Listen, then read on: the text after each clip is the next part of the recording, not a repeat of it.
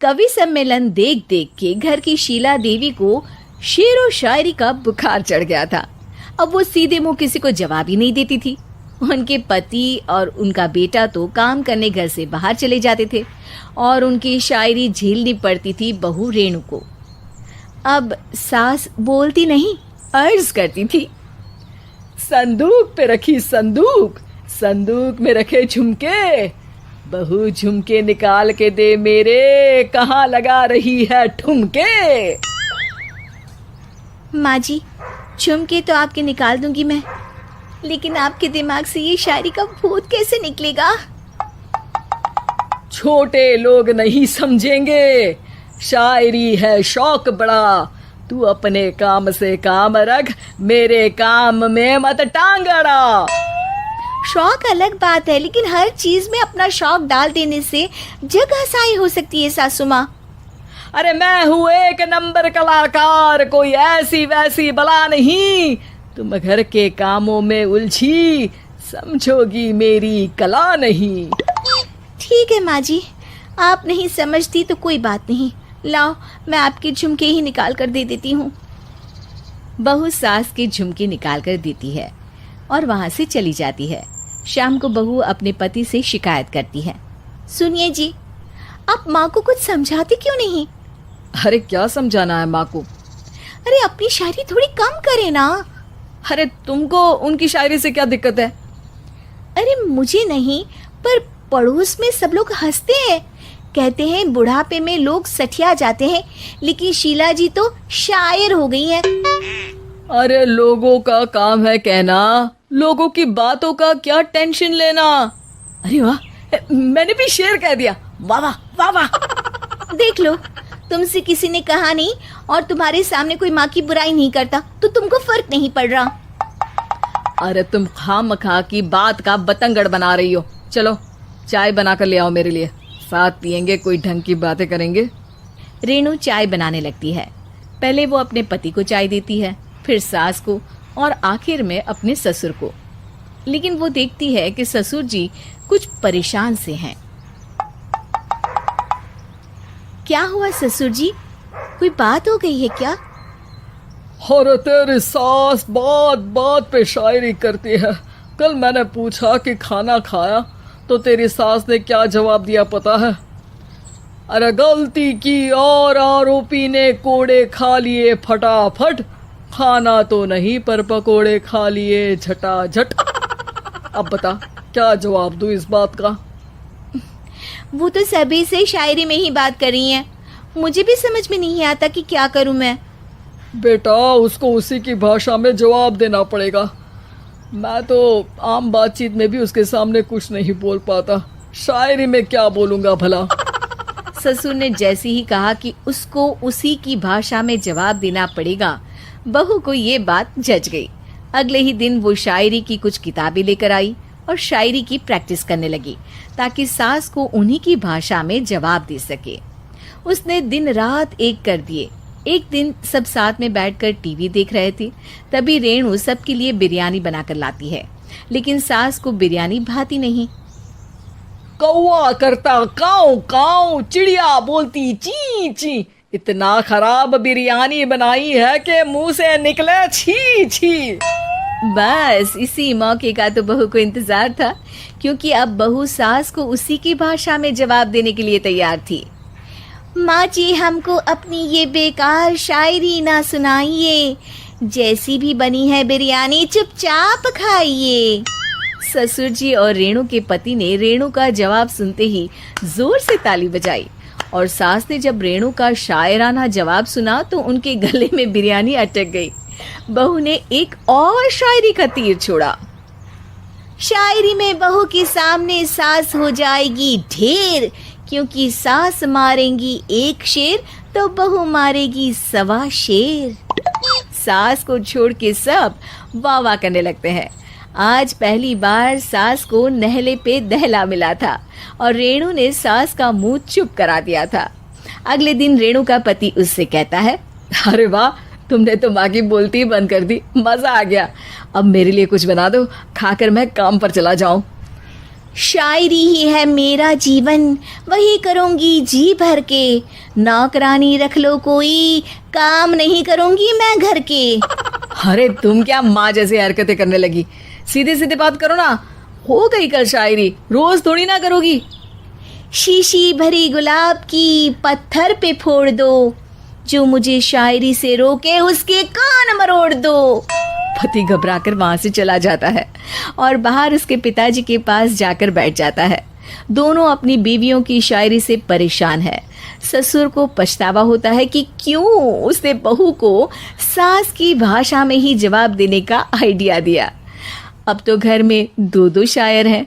दोनों एक साथ दुखी स्वर में कहते हैं, हम दोनों की ही बीवियां जब से शायर हो गई है, क्या बताएं, जिंदगी एक फटा हुआ टायर हो गई है।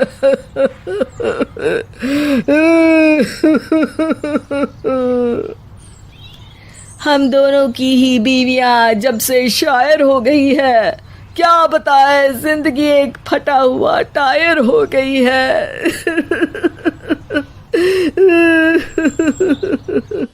डरपोक सास बहू। जिगर और बलराज अपने अपने ऑफिस के लिए निकल जाते हैं, जिसके बाद तानिया और उसकी सास घर के काम में बिजी हो जाती हैं। तभी रसोई में से तानिया के चिल्लाने की आवाज आती है। ओए माँ, बचाओ रे, उश, उश, उश, भागो यहाँ से। तानिया की आवाज सुनकर उसकी सास भी वहां आ जाती है। अरे क्या हुआ, और इस तरह स्लैब पर चढ़कर क्यों बैठी हो? उस छिपकली की वजह से। है छिपकली? अरे कहाँ है छिपकली? ऐसा बोलते हुए तानिया की सास भी डर कर स्लैब पर चढ़ जाती है। अरे जब इन छिपकलियों को घूमने के लिए हमने दीवार और छत दी है, फिर ये हमारे घूमने की जगह पर क्यों उतर आती है? मुझे क्या पता, सामने बैठी है, आप ही पूछ लो ना, साथ में भगा भी देना। इस पर सास डरते हुए स्लैब पर बैठी बैठी ही छिपकली को भगाने की कोशिश करती है। हुश हुश हुश, अरे जा ना, वापस अपने घर जा। सासू माँ, छिपकली है, कुत्ता नहीं। अरे हाँ हाँ, छोटी सी ही सही छिपकली तो है, तो तुम ही भगा दो ना। तानिया की सास उसे स्लैब से नीचे गिरा देती है, जिस पर छिपकली तो डरकर भाग जाती है। लेकिन दोनों सास बहू के बीच टॉम एंड जेरी वाला खेल शुरू हो जाता है। आपने मुझे धक्का क्यों दिया? मुझे कुछ हो जाता तो, अगर वो मुझे खा जाती तो? अरे छिपकली थी, डायनासोर नहीं। हाँ, सिर्फ छिपकली ही थी, और आपको उससे डर नहीं लगता तो खुद क्यों नहीं भगा दिया? अरे तेरे होते हुए अगर मुझे काम करने पड़े, फिर बहू होने का फायदा क्या है? इसी तरह सुबह से शाम हो जाती है। जिगर और बलराज भी ऑफिस से घर वापस आ जाते हैं, लेकिन सास बहू की तू मैं खत्म नहीं होती। आज इस सभा का मुद्दा क्या है? मम्मी ने मुझे छिपकली के सामने फेंक दिया। अरे वाह मेरे डरपोक, मुझ पर 30 साल से शेरनी जैसे हुक्म चला रही हो और एक छिपकली से डर गई। इस पर दोनों बाप बेटे हंसने लगते हैं, जिसे देखकर सास बहू एक दूसरे की शक्ल देखते हुए अब अपनी लड़ाई भूलकर उनसे लड़ना शुरू कर देती हैं। अरे आप ना ज्यादा बत्तीसी ना दिखाओ, नहीं तो शेरनी के एक पंजे से 32 के 32 दांत बाहर निकल आएंगे। अपनी माँ की इस बात पर अब जिगर अपने पापा को देखकर हंसने लगता है। अरे क्यों पापा, आ गया स्वाद? अभी आपको भी आएगा स्वाद। इस पर घर में सास बहू ड्रामा बंद होकर पति पत्नी नौटंकी शुरू हो जाती है, जिस पर तानिया से कहा सुनी के बीच जिगर अचानक चिल्लाते हुए कहने लगता है, कॉकरोच, इतना बड़ा कॉकरोच, हे भगवान, अब हमें इससे कौन बचाएगा? कॉकरोच का नाम सुनते ही दोनों सास बहू सारी लड़ाई भूलकर फुदक से कूदकर पास रखे सोफे पर चढ़ जाती हैं। अरे कहाँ है, अरे कहाँ है कमबख्त? अरे उसे भगाने की जगह अनाउंसमेंट तो ऐसे कर रहा है जिससे 12:40 की आखिरी लोकल है, छूटनी नहीं चाहिए। अरे भलाई का तो ज़माना ही नहीं है। ठीक है भाई, अब मैं आपको बिल्कुल भी नहीं बताऊंगा कि आपके पीछे भी एक बहुत बड़ा कॉकरोच बैठा है। जिगर की बात पर एक बार फिर दोनों डर से उछल जाती हैं, जिसके बाद जिगर और बलराज इसी तरह कभी कॉकरोच तो कभी छिपकली का नाम लेकर उन्हें परेशान करते रहते हैं। अगली सुबह ये दोनों हमारे डर का ऐसे मजाक बना रहे थे जैसे खुद कभी किसी चीज़ से ना डरते हो। ये जिगर ना बचपन में तो चींटी से भी डर जाता था। पर मम्मी, उन्हें डराने के लिए मैं चींटी तो नहीं पकड़ सकती। अरे पागल औरत, इतना बड़ा होकर क्या वो चींटी से डरेगा? मतलब हमें बदला लेने के लिए कुछ अलग सोचना पड़ेगा। अरे वाह, क्या ब्रांड न्यू न्यूज़ दी है। सोचो अब। दोनों बहुत देर तक जिगर और बलराज को डराने के लिए अलग अलग तरीके सोचती हैं, पर किसी भी अंजाम तक नहीं पहुंच पाती। जिस पर तानिया की सास उससे कहती है, हम उन्हें नहीं डरा सकते, पर अपना डर तो खत्म कर ही सकते हैं ना। अगर हमारा डर खत्म हो जाएगा तो फिर वो अपने मज़े के लिए किसे डराएंगे और इसी तरह उनका पचका हो जाएगा। हाँ, नाइस आइडिया, पर मुझे इससे डर क्यों लग रहा है? सास की बातों से डरते हुए भी वो दोनों अपने डर को खत्म करने के मिशन पर लग जाती है, जिसमें पहला कॉकरोच सामने आते ही वो डर कर भाग जाती है। हमसे ना हो पाई मम्मी, इससे आप ही निपटो ना। अरे क्या आप निपटो, साथ चल, नहीं तो तेरे ऊपर ना छिपकली गिरा दूंगी। हाँ बस, हाँ, पहले छिपकली पकड़ कर तो दिखाओ। अरे यार चल ना। इस पर दोनों भगवान का नाम लेते हुए एक वाइपर लेकर कॉकरोच के पास जाकर डरते डराते उसे भगा देती हैं, जिसके बाद उनमें थोड़ी हिम्मत आती है और वो दिन ब दिन एक एक कर अपने हर डर पर काबू पाने लगती हैं।